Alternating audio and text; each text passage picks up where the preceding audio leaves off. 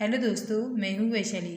तो हमने पिछले पीरियड में लेसन नंबर 11वां अभ्यास का महत्व ये पाठ पढ़े वाला है। तो आज हम इसके प्रश्न अभ्यास देखने वाले हैं।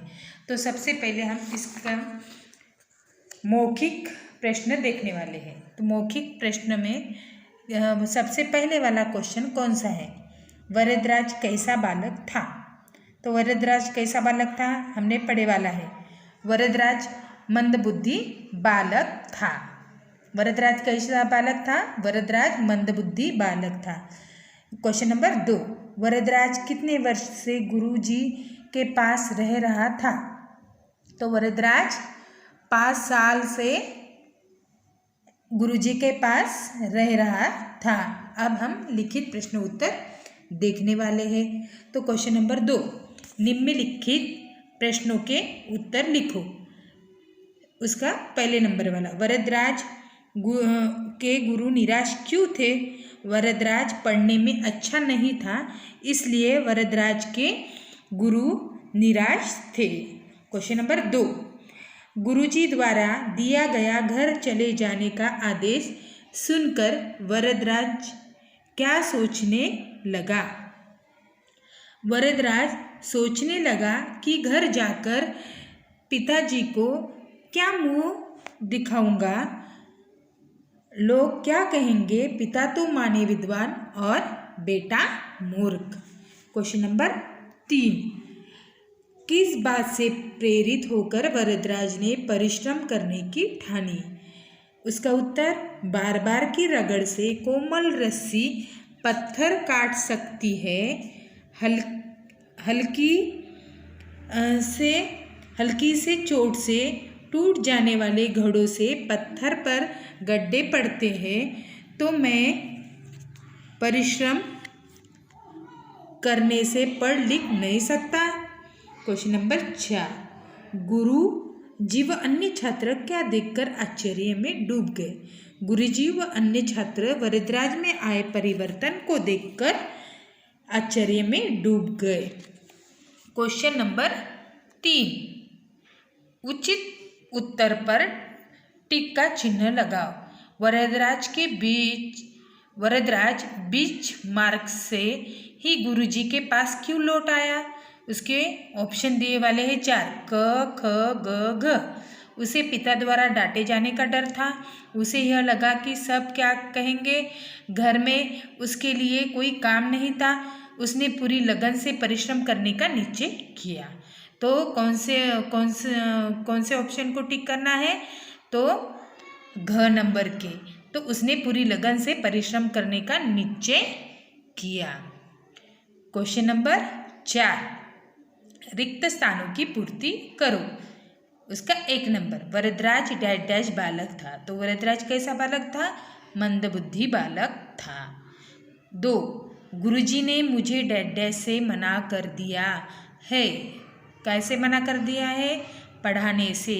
गुरुजी ने मुझे पढ़ाने से मना कर दिया है। 3, रास्ते में खाने के लिए गुरुजी ने उसे डैश डैश दिया था। क्या दिया था? सत्तू। रास्ते में खाने के लिए गुरुजी ने उसे सत्तू दिया था। 4, उसके स्वर में डैश डैश की दृढ़ता थी।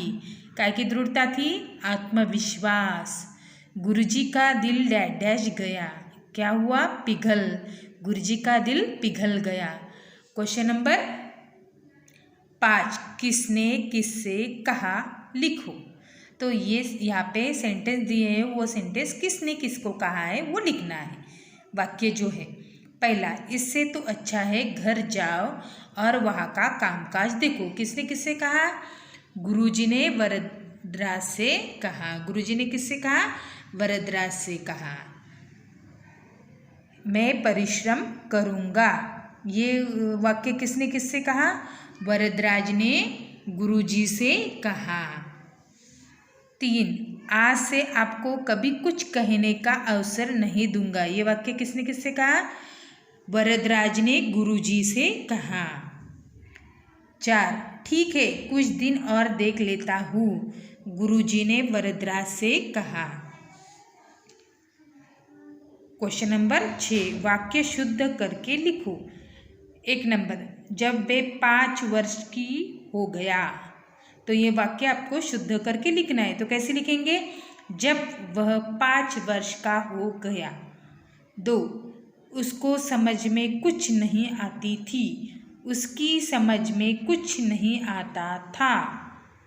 3, वरदराज ने पढ़ना प्रारंभ की। वरदराज ने पढ़ाई प्रारंभ की। अब हम मौखिक भी देखा है हमने, लिखित भी देखा है, तो अब हम भाषा ज्ञान देखने वाले हैं।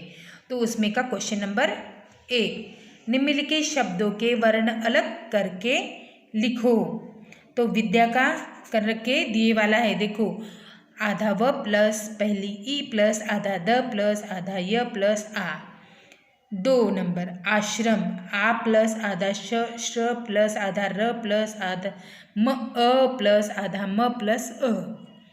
तो देखो, तीसरा कौन सा है? प्रयत्न, आधा प प्लस आधा र प्लस अ आधा य प्लस अ आधा त प्लस आधा न प्लस अ। स्वयं, 4 नंबर का, आधा स प्लस व प्लस अ प्लस आधा य प्लस अ प्लस आ। 5 नंबर का, परिश्रम, आधा प प्लस अ आधा र प्लस पहली ई प्लस आधा श्र प्लस आधा र प्लस अ प्लस आधा म प्लस अ। क्वेश्चन नंबर 2, नीचे दिए गए शब्दों में से संज्ञा, सर्वनाम तथा विशेषण अलग करके लिखो। तो यहाँ पे दिए वाला है, हष्टपुष्ट, बालक, तुम, अनमना, उसने, संकल्प, मूर्ख, दृढ़ता, उसे, सील, आधे, कुआं, उन्हें, यह, पूरी, ये शब्द दिए हैं। तो इसमें ये संज्ञा कौन सा है, सर्वनाम कौन सा है और विशेषण कौन सा है, ये छाट कर हमें लिखना है। तो देखो, इसमें से संज्ञा कौन कौन से है? बालक, सील, आधे, कुआं। और सर्वनाम कौन सा है? तुम, उसने, उसे, उन्हें, यह। और विशेषण कौन सा है? हष्टपुष्ट, संकल्प, मूर्ख, दृढ़ता, अनमना, पूरी। क्वेश्चन नंबर 3, उचित मुहावरों द्वारा रिक्त स्थान की पूर्ति करो। आश्चर्य में डूबना, मन भारी होना, आंखों के आगे अंधेरा छाना, आंखें खुलना, दिल पिघलना, शर्म से धरती में गड़ना। तो देखो, 1 नंबर का है, रिक्त स्थान की पूर्ति करना है मुहावरे से। यहाँ पे 1 नंबर का है, मोना को जब अध्यापिका ने कक्षा में चोरी करते देखा तो वह शर्म से धरती में गड़ गई। और 2 नंबर,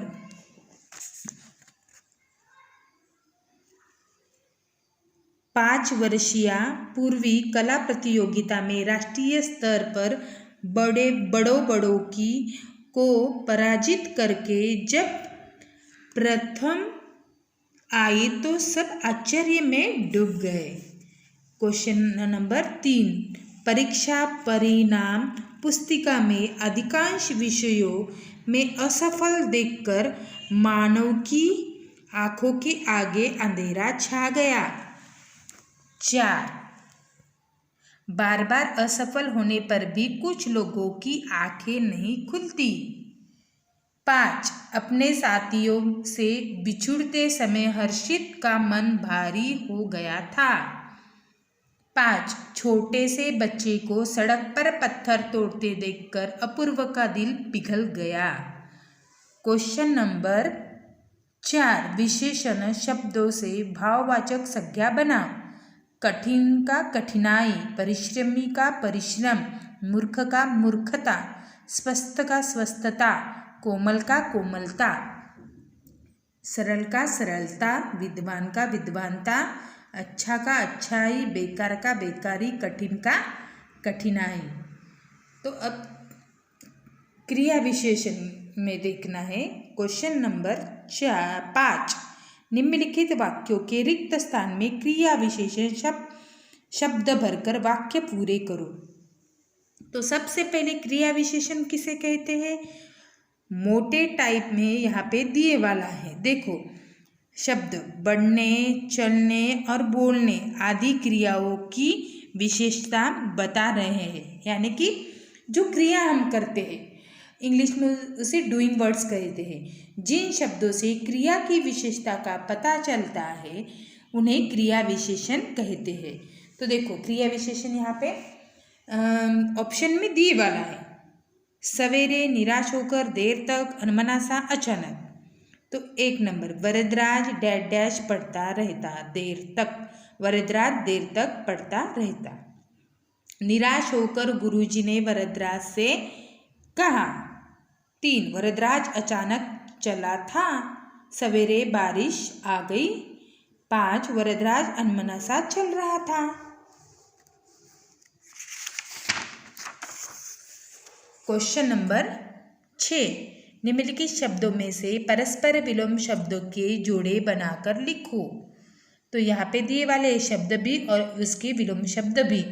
प्रसन्नता, सफल, कोमल, दृढ़ता, मूर्ख, भारी, तेज, स्वस्थ, आगे, लाल। उसके विलोम शब्द दिए वाले हैं। अस्वस्थ, मंद, हानि, पीछे, कठोर, हल्की, विद्वान, असफल, उदासी, कोमलता। तो प्रसन्नता का क्या है? उदासी। सफल का असफल। कोमल का कठोर। दृढ़ता का कोमलता। मूर्ख का विद्वान। भारी का हल्की। तेज इसका विलोम मंद। स्वस्थ का विलोम अस्वस्थ। आगे का विलोम पीछे। लाभ का विलोम हानि। तो मैं आशा करती हूँ ये सब प्रश्न उत्तर आपको समझ में आए होंगे। तो आपको अब ये टेक्स्ट बुक में आपके लिखना है और मुझे मेरे पर्सनल व्हाट्सएप पे सेंड करना है। तब तक के लिए धन्यवाद।